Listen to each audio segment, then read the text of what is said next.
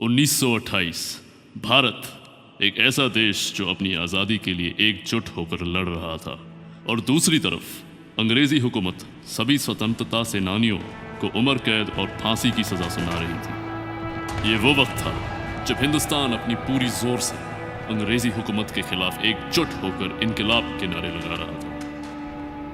जहां एक तरफ लोग महात्मा गांधी के दिए हुए नक्शो कदम पर चल रहे थे, वहीं दूसरी तरफ युवा खून खौल रहा था। ये कहानी ऐसी ही एक युवा सेनानी की है जिसे सब दास के नाम से जानते थे, जिसने अंग्रेजी हुकूमत के खिलाफ बगावत छेड़ दी, जिसके चलते ईस्ट इंडिया कंपनी ने उसे उम्र कैद की सजा सुनाई।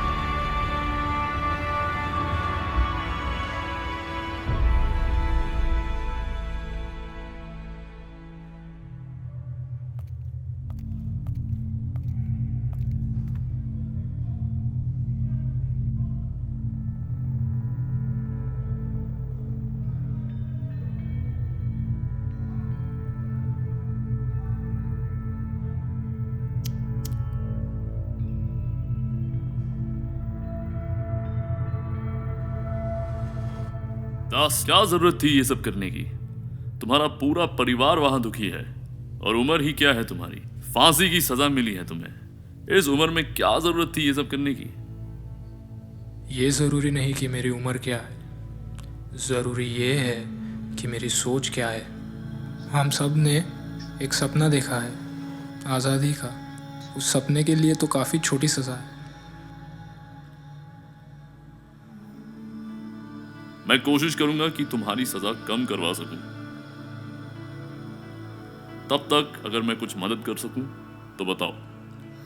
जेलर साहब, क्या मैं अपनी माँ को एक चिट्ठी लिख सकता हूँ? मैं देखता हूं कि मैं क्या कर सकता हूं। जी, शुक्रिया।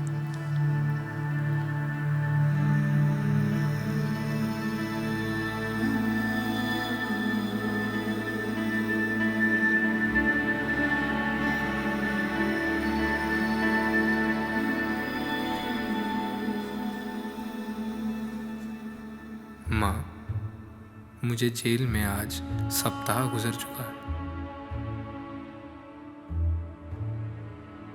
यहाँ जेल जैसा कोई भाव ही नहीं है।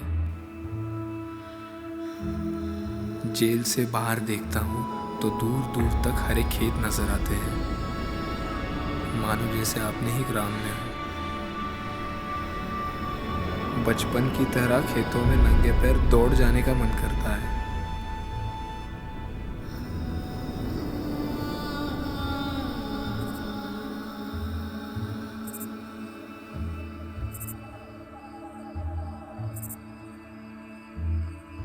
यहाँ मेरे दो मित्र बने हैं, एल्बर्ट और सचदेव। दोनों लाहौर में अंग्रेजी हुकूमत के खिलाफ लड़ रहे थे। उन दोनों की कहानियाँ सुनते सुनते कैसे शाम ढल जाती है पता ही नहीं चलता।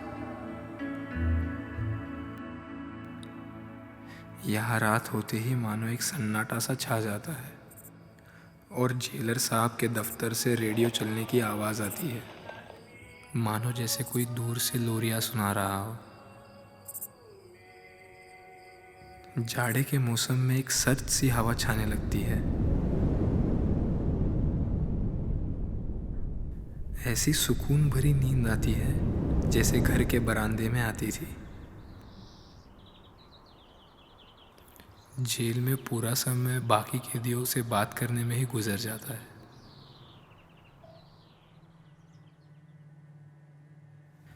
बेमौसम बरसात में मिट्टी की खुशबू पूरे जेल में छा जाती है।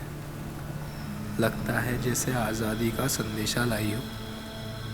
जेल की खिड़की से जब बाहर देखता हूँ तो बारिश में भीग जाने का मन कर जाता है। यहाँ तबीयत काफ़ी चुस्त रहती है। रात होते ही यहाँ भेड़ियों की आवाज़ आने लगती है, जैसे गांव में आया करती थी।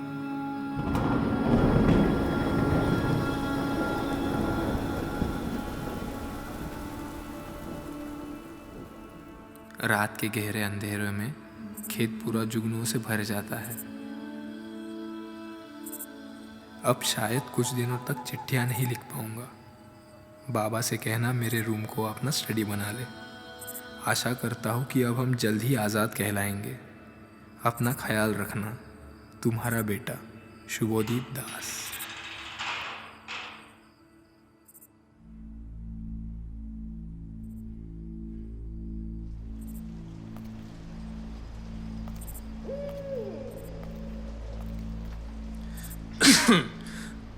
आपने याद किया जेलर साहब। दास, तुम्हारी चिट्ठियां पढ़ी मैंने।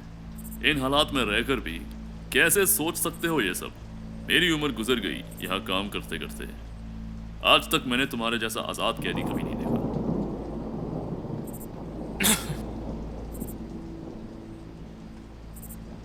आज़ादी क्या है? क्या है? आज़ादी एक सोच है जेलर साहब, जो हर उस इंसान में है जिसने नमक से ज़्यादा मिट्टी से प्यार किया है। हर किसी के नसीब में नहीं होता ये सोच दास। जब खाने को एक दाना ना हो तब मिट्टी क्या और नमक क्या। आपकी ईमानदारी ही आपका सबसे बड़ा उपहार है जेलर साहब, इसे संभाल के रखिएगा।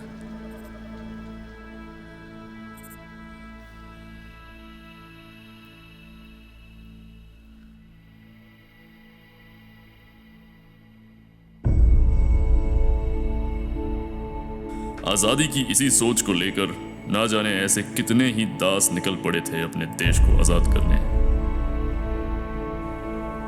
ये कहानी उन्हीं वीरों को याद करती है जिन्होंने इस देश के लिए अपनी कुर्बानी दी।